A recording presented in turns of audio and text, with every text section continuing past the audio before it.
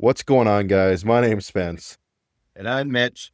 and we're two brothers that really love King of the Hill, and we are on the second episode of season 2, the Texas City Twister.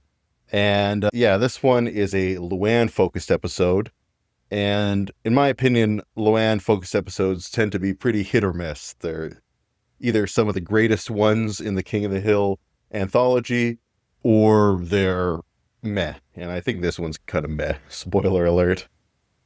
It's definitely not the best episode, but it's got a couple moments that make it worthwhile. You get to see Bill in his army uniform for one of the few times. Yeah, that's true. Actually acting like a member of the U.S. Armed Forces. And I should look into that. And especially if any of you guys watching are members of the United States military, do they have army barbers and stuff like that? And if they do, I imagine that they're probably treated with a lot of disdain, or at least not taken very seriously. I've always wondered if the army barber was a thing myself. So yeah, definitely let us know. Hank's reading Propane Illustrated magazine. That's hilarious. I just noticed that. I'm going to assume that's not a real magazine. We get the crux of the episode here, where we learn that Luann's trailer is still in existence, and she actually owes some back taxes or back pay on it, whatever you want to say. I love that little conversation between the two of them. Sir, if you're calling me a liar, you better be holding something stronger than an umbrella. 9 iron? Y'all have a nice day. This episode, I really feel like, is here to fill a plot hole. The plot hole is like, why doesn't Luann just go back and live in her trailer? Why is she living with the Hill family this entire time? And that's what I feel like this whole episode was just conceived out of.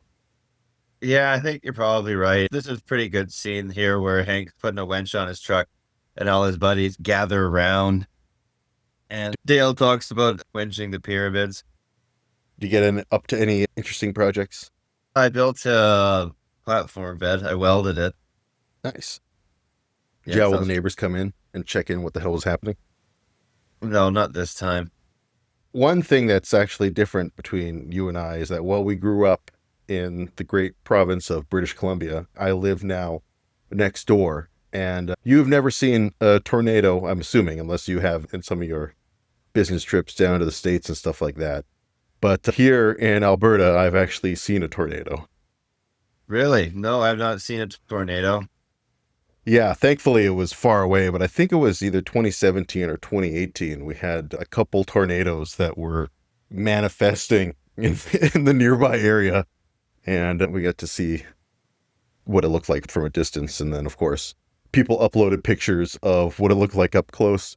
There was a real famous picture of some guy close to Calgary who was mowing his lawn, and the huge tornado is like swirling in the background. We have wildfires in our area. Yeah, that's right. Yeah, you guys had a lot of bad wildfires recently. Yeah. BC smoke. So Hank is telling Luann that he wants her to go back to the trailer, basically. He spent 6 whole hours winching up that trailer, and he wants to make sure his work is not gone to waste. And Luann thinks that Uncle Hank hates her and that he's kicking her out of the house.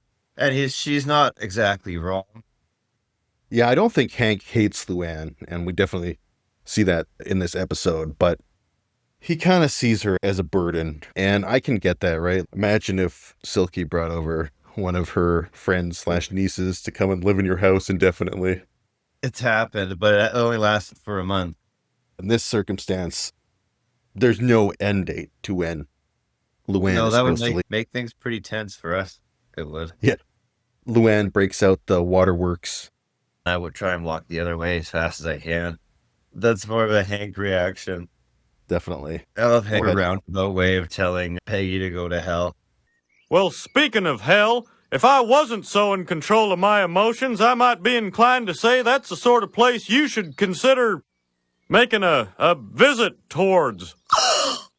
Yeah, this is one of the major points in the episode where Hank and Peggy have this huge blow-up fight. And as you said, he tells her to go to hell in the most roundabout way he possibly can. And then they have a door slamming contest. I love doing that with the old lady. Just so you could slam the door harder. Yeah, for sure. It's a silly little thing. Poor Bobby just has to hear that whole conversation happen, that whole argument happen. And he really sent Peggy out at the worst time. We could see that a storm's brewing, and she's out there now.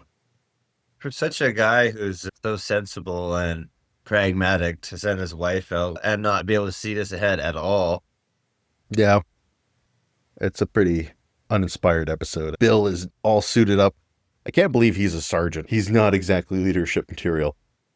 No, he never lived up to his high expectations when he joined the military. Here we get another, I think, real classic Dale quote.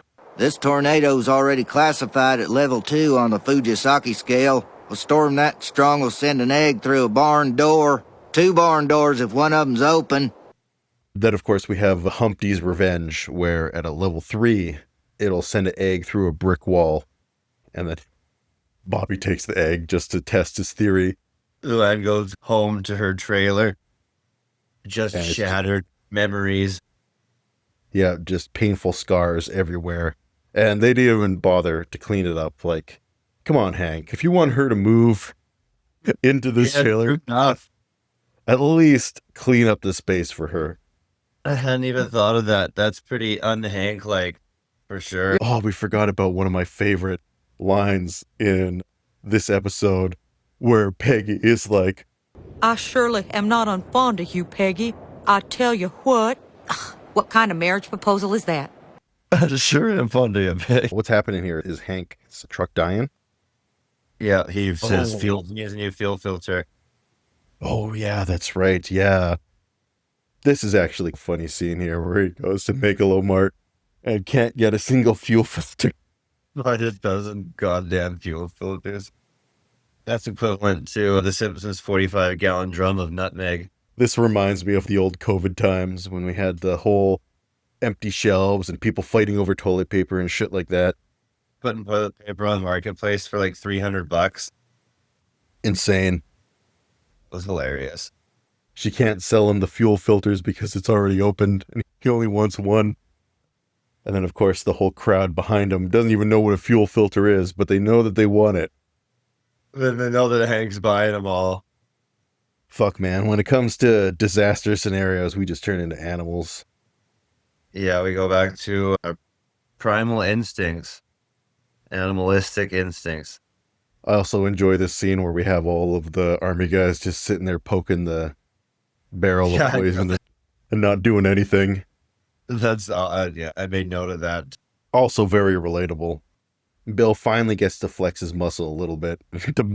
demands to be referred to as Sergeant Dautrieve. Hank's getting flashes of the Grim Reaper because he's so worried about Peggy having told her Yeah. to go to hell. Yeah, and I was just about to say that I would not want that to ever be the last words I ever spoke to my wife, telling her to go to hell. That would be devastating. I actually think about that frequently. I try to never leave on a negative note. I think it's a with smart her, thing. because you could get your clothes torn off in a twister. The scene where Bobby throws the egg and it just whips back in his face. I feel like that's like more likely as what would happen in reality. I think this scene is very sweet. Yeah, where Hank is trying to take everything back that he said and tell Peggy how much he means to her. And yeah, this is pretty weird where the tornado somehow rips off his entire clothes, but he's able to maintain his grip. Yeah, it's just it feels very forced to me. Then the cliche "eye of the storm" moment. My favorite part about this is where he's looking for something to cover his shame, and he chooses the tiny cactus instead of the Texan flag. I would do the same though for the BC flag. Then somehow the telephone pole snaps behind him. Yeah, at the exact time that he escapes. Luann's trailer is definitely no more after this. Yeah, it's no longer just tipped over. And of course, that leaves us with the status quo. Anyway, we're going to wrap this one up here. What are you going to give it out of 10, Mitch? Oh, probably 5.5. Wow, I was going to go with 5, and I thought you were going to say 5 too, but We're pretty much in the same wheelhouse here. Not very exciting in terms of an episode. Not a very memorable one, I think. But not terrible. Definitely worth watching if you haven't seen it before. Yeah, but on rewatch, this is one that I occasionally skip. All right, I want to thank you guys for watching. Glad you tuned in for us for the second episode. And until next time. All right, see you guys next time. Bye. Bye. Now, just in case I'm incapacitated for some reason, do you know how to start a man's heart with a downed power line? No. Well, there's really no wrong way to do it.